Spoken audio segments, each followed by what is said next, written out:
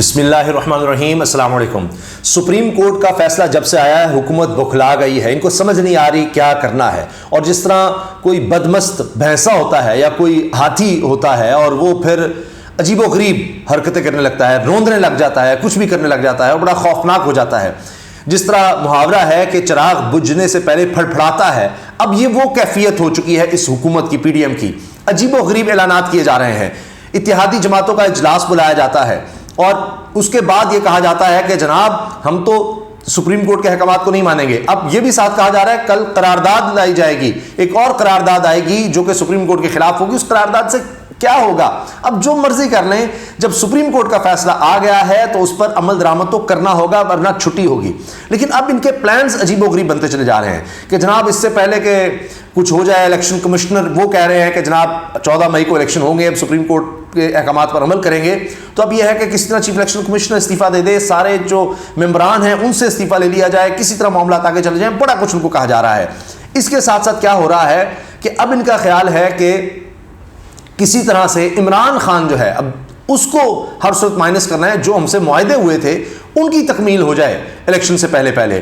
اب ایک طرف آپ دیکھیں عجیب و غریب درخواستیں جانا شروع ہو گئی ہیں، پشاور ہائی کورٹ میں درخواست چلے گئی ہے عمران خان صاحب کے نکاح کے حوالے سے کہ جی وہ عدت پوری نہیں ہوئی تھی، اس طرح کی باتیں عجیب و غریب۔ پہلے وہ ٹریان کیس، اس سے کچھ نہیں بن رہا، کوئی ثبوت اس میں نہیں آ سکا۔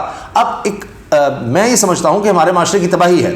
اب جب کاغذات نامزدگی کسی کے بھی آئیں گے تو یہ فواد چودھری صاحب نے ہمارے پروگرام، اب پتہ چلا میں یہ بات کی کہ ہمیں بھی بہت کچھ کہا جاتا ہے مریم نواز صاحبہ کے حوالے سے، لیکن ہم نے کہا نہیں، ہم نے اس کام میں نہیں پڑھنا، یہ بہت غلط ہے، اس طرح نہیں جانا۔ لیکن دوسری طرف سے یہ ہو رہا ہے کہ وہ اب ہوگا ایک کاغذات نامزدگی اگر آئیں گے کسی کے تو وہاں پر اعتراض، اب ہمارے ہاں تو ایک یہ سیاست دشمنی میں بدل جاتی ہے، تو وہاں پر اعتراض کیا آنے لگ جائے گا، جی اس کی وہاں جو فلاں جی افریقہ میں، امریکہ میں، یورپ میں کہیں جناب وہ جو لڑکا یا لڑکی ہے نا وہ اصل میں یہ جو میرے مخالف الیکشن لڑ رہا ہے نا اس کی ہے، اس کا ڈی این اے ٹیسٹ کرائیں جی، یہ جناب اس کا جو نکاح ہے نا اس نے جو کیا ہے جی وہ تو جی عدت پوری نہیں ہوئی تھی جی، یہ ذرا کنفرم کروائیں۔ تو اسی پر اعتراضات شروع ہو جائیں گے۔ اب ہمارے معاشرے کی، ہمارے خاندانی نظام کی تباہی کی طرف جا رہے ہیں، عجیب و غریب کام ہوں گے۔ خیر اب ہوا یہ جناب کہ مزید حکومت نے ایکٹیو کر دیا ہے، نیب کے چیئرمین کو اختیارات دیے جا رہے ہیں کہ جی وہ کیسز کہیں اور بھیج دیں، جو کیسز اب نہیں بن سکتے وہ کسی اور ادارے کو بھیج دیں۔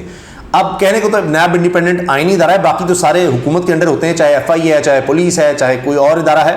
اب اینٹی کرپشن وہ دیکھ لیجئے، اس کو اب یہ کہا جا رہا ہے کہ دیگر جو تحریک انصاف کے لوگ ہیں ان کے خلاف ایکشن لیا جائے، عمران خان کے خلاف تو ہم کر ہی رہے ہیں۔ تو اب ایسے لگ رہا ہے کہ سپریم کورٹ کے فیصلے کے بعد ان کو لگتا ہے کہ جو ہمارے پاس اختیار ہیں، چاہے وہ سپریم کورٹ کے پر حملے کے ہوں، وہ ہم کریں، قومی اسمبلی قراردادیں لاتے رہیں، قوم کے لیے کچھ نہیں ہو رہا، غریب عوام کے لیے کچھ نہیں ہو رہا، ملک کے لیے کچھ نہیں ہو رہا۔ خبریں اتنی خوفناک آ رہی ہیں کہ سعودی عرب نے تو کہہ دیا کہ چلے ہم $2 دیں گے، یہ خبر ہے، بظاہر خوشی کی خبر ہے، بالکل ٹھیک ہے، لیکن اس کے باوجود آئی ایم ایف نہیں مان رہا، وہ کہہ رہا ہے وہ جو کراس سبسڈی کا انہوں نے نعرہ لگایا تھا نا جی پیٹرول پر، وہ تو سارا کچھ فارغ ہے ہی، لیکن اس کے باوجود وہ کہہ رہے ہیں کہ آپ مزید ٹیکسز لگائیں، آئی ایم ایف یہ کہہ رہا ہے، وہاں سے بھی جان نہیں چھوٹ رہی۔ حال تو یہ ہے، اور اس کے ساتھ ساتھ پاکستان اس وقت جنوبی ایشیا میں 8 ممالک میں سب سے زیادہ مہنگا ملک ڈکلیئر ہو گیا ہے، اتنے برے حالات ہیں، لیکن یہاں کیا ہے، پکڑ دھکڑ پر زور ہے اپنی گرفتاری سے بچنے کے لیے کہ جی عمران خان کے لوگوں کو، ارد گرد کے لوگوں کو گرفتار کیا جائے۔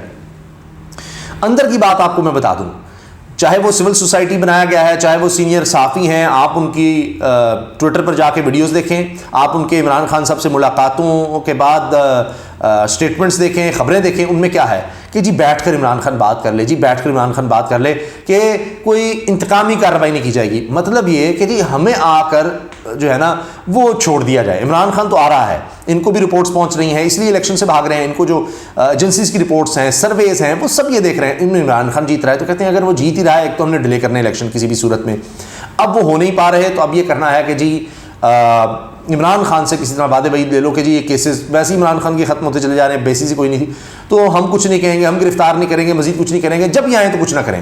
اب وہی این آر او مانگ رہے ہیں، عمران خان لگتا نہیں این آر او دیں گے، ان کو لگتا ہے نیب کے ہم نے پر کاٹ دیے تھے، نیب کے ہم نے 1100 ارب روپے کے کیسز ہم نے ختم کروا لیے تھے، وہ دوبارہ کھل گئے، ہماری تو جان پر بن جائے گی، اس لیے آخری حد تک جانے کو تیار ہیں۔ اس سے پہلے یہ ہر کھیل کھیل رہے ہیں، انہوں نے عدالتوں کو تقسیم کرنے کی کوشش کی۔ اب ایک بڑی گرفتاری کا میں آپ کو بتاؤں کہ ہوا کیا ہے۔ ہوا یہ ہے کہ محمد خان بھٹی اب اور تو کوئی مل نہیں رہا ان کو, کوئی کیس نہیں بن رہا. تو چونکہ پرویز الہی صاحب کے بارے میں کہا جاتا ہے کہ وہ جس طرح نا وہ جن کی جان طوطے میں, آپ نے کہانی سنی ہوگی, تو محمد خان بھٹی جو ہیں یہ پرویز الہی صاحب کے ساتھ پرانے وقتوں سے جناب لگے ہوئے ہیں, اور اب وہ ان پر کرپشن کے چارجز بڑھے ہیں. ایک طرف وہ چھوٹتے ہیں کرپشن کے ایک کیس سے, وہ خارج ہوا تو ساتھ ہی ایک اور کیس میں گرفتاری ڈال دی, ایک اینٹی کرپشن کے کیس میں. کیوں محمد خان بھٹی جناب کے جی وہ پکڑا جاتا ہے تو اس سے ویڈیوز بنوائی جاتی ہیں, تو آپ نے دیکھ لیا کہ جی ججز سے بڑے تعلقات ہیں جی, ان سے بھی ہیں, فلاں سے بھی ہیں, فلاں سے بھی ہیں. اب اس کی کوئی اہمیت, کوئی بات نہیں بن سکی. جب بندے کو گرفتار آپ کر لیں گے, اس سے آپ کسی طرح کی بھی ویڈیو بنوا لیں, کسی کے بارے میں بیان دے دیں, یہ ماضی میں بھی ہو چکا ہے, اب بھی آپ نے دیکھ لیا, وہ کوئی امپیکٹ نہیں بن سکا. لیکن وہ گرفتاری تو کرنی ہے, اچھا اسے کچھ اور نکلوا دیں. پہلے وہ غائب ہو گئے تھے, لاپتہ ہو گئے تھے, پھر پتہ چلا جی وہ شاید ایران جا رہے تھے, وہاں بارڈر سے پکڑ لیا, ان کی اہلیہ نے درخواستیں دائر کی کہ جی وہ لاپتہ ہو گئے ہیں, بڑا کچھ ہوتا رہا. اب ان کے خلاف کیسز پہ کیسز, تو اب ایک اور گرفتاری کر دی ہے. اب وہ پرویز الہی صاحب کو بھی اصل میں یہ ہے کہ جی آ جائیں, ورنہ یہی پرویز الہی تھے جن کو آفرز کر رہے تھے کہ ہماری طرف آ جائیں, وزیر اعلیٰ بن جائیں. وہ نہیں گئے, انہوں نے مونس لائن ان کو بتا دیا کہ ابا جی ادھر کوئی فیوچر نہیں, اب عمران خان کی طرف ہی ہے. وہ چلے گئے, انہوں نے تو اپنی پارٹی چھوڑ دی, وہ اس طرف آ گئے اب تحریک انصاف میں. تو اب یہ سارا ہے ان پر پریشرائز کرنے کے لیے, ان پر دباؤ ڈالنے کے لیے, اس لیے محمد خان بھٹی کو گرفتار کر لیا.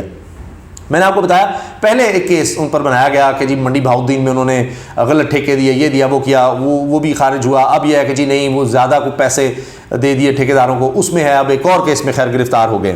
لیکن بات یہ ہے کہ یہ کیسز بناتے چلے جا رہے ہیں مگر ان کے اوپر الٹے پڑ رہے ہیں. اب آپ دیکھیں جسٹس مظاہر علی اکبر نقوی صاحب, ان کے دونوں بیٹوں نے 2 الگ الگ کیس دائر کر دیے ہیں حتیٰ کہ عزت کے, کہ جناب ہمارے خاندان کے بھی نام دیے گئے کہ جی یہ انہوں نے یہ کیا ہے, یہ انہوں نے جائیداد بنائی ہے, یہ کوئی اس طرح سے بنائی ہے, فلاں بنائی ہے. کوئی کرپشن کا کوئی چارج نہیں ہے کہ جی یہ جائیداد فلاں کے نام یہ انہوں نے لی. وہ ڈکلیئر ہے جو کچھ بھی ہے, انہوں نے وہ پوری ٹریل بھی بتا دی مظاہر علی اکبر نقوی صاحب نے اور ان کے خاندان نے, اور وہ سب وہاں پر موجود ہے. اور کہاں سے نکلوائے ہیں؟ یہی نکلوایا نا کہ جی ان کے نام یہ پراپرٹی ہے.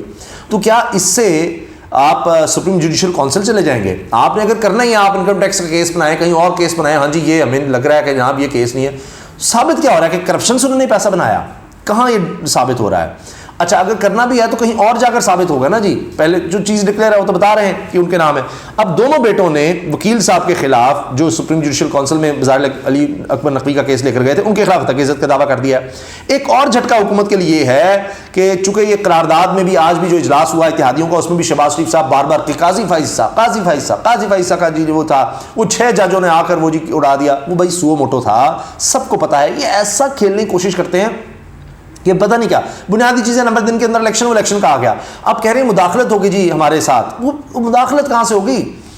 آپ کا کون سا کام تھا جو کہ آپ نے بل پاس کیا اس کے خلاف ہو گیا, آپ کی کوئی کارروائی کے خلاف مداخلت؟ تو یہ کہ پھر وہ عمران خان صاحب کی وہ اسپیکر صاحب کی رولنگ تھی اس دور میں, قاسم سوری کی, وہ انہوں نے اڑا دی تھی. وہ کوئی جس طرح کا تھا. یہ تو 90 دن کے الیکشن کا معاملہ ہے. خیر اب بات یہ ہے کہ قاضی فائز صاحب کے خلاف بھی اور جسٹس ان کے ساتھ دوسرے جو ہیں ان دونوں کے خلاف گجرانوالہ بار کی طرف سے یہ اعلان کر دیا گیا ہے کہ جناب ہم تو جا رہے ہیں, اب ہم کہتے ہیں کہ ان کے خلاف سپریم جوڈیشل کونسل میں ہم جائیں گے. ریفرنس دائر کرنے کا اعلان کر دیا ہے جسٹس امین الدین صاحب کے خلاف. جسٹس قاضی فائز صاحب اور جسٹس امین الدین کے خلاف ریفرنس دائر کرنے کا اعلان کر دیا گیا ہے, کیونکہ وہ معاملہ اس طرح کا تھا کہ سو موٹو تھا. اس میں انہوں نے کہا جی چیف جسٹس سو موٹو نہیں لے سکتے, وہ تو خیر ختم ہو گیا. لیکن اب یہ پریس ریلیز میرے سامنے ہے. ڈسٹرکٹ بار ایسوسیشن گجرانوالہ نے متفقہ طور پر فیصلہ کیا ہے, متفقہ طور پر, کہ حالیہ حالات کو مد نظر رکھتے ہوئے اور سپریم کورٹ کے ججز جسٹس قاضی فائز صاحب اور جسٹس امین الدین خان کی جانب سے چیف جسٹس آف پاکستان کے آئینی ادارہ کار اور سپریم کورٹ کے انتظامی معاملات میں وفاقی حکومت کی منشا, یعنی وہ جس طرح رجسٹرار کو ہٹایا گیا تو وفاقی حکومت کی منشا ان کے ساتھ ملے ہوئے, وفاقی حکومت کی منشا اور مرضی کے مطابق مداخلت کر کے اپنے کوڈ آف کنڈکٹ کی صریحاً خلاف ورزی کی ہے. علاوہ ازیں الیکشن کو اپنے آئینی مدت میں ہونے سے روکنے کے لیے جس طرح کا کردار ان معزز ججز نے ادا کیا ہے وہ ان کے حلف سے روگردانی کے مترادف ہے. لہٰذا ہم متفقہ طور پر جسٹس قاضی فائزہ اور جسٹس امین الدین خان کے خلاف ریفرنس دائر کر رہے ہیں کہ ان صاحبان کو بطور سپریم کورٹ ججز کام کرنے سے فوراً روکا جائے. لیں جناب, اب آپ دیکھیں یہ کیا ہو گیا ہے. یہ تو لینے کے دینے پڑ گئے ہیں. وہ جسٹس مظاہر علی اکبر نقوی کے خلاف کر رہے تھے معاملہ, یہاں جناب جسٹس قاضی فائزہ ان کے خلاف چلا گیا ہے.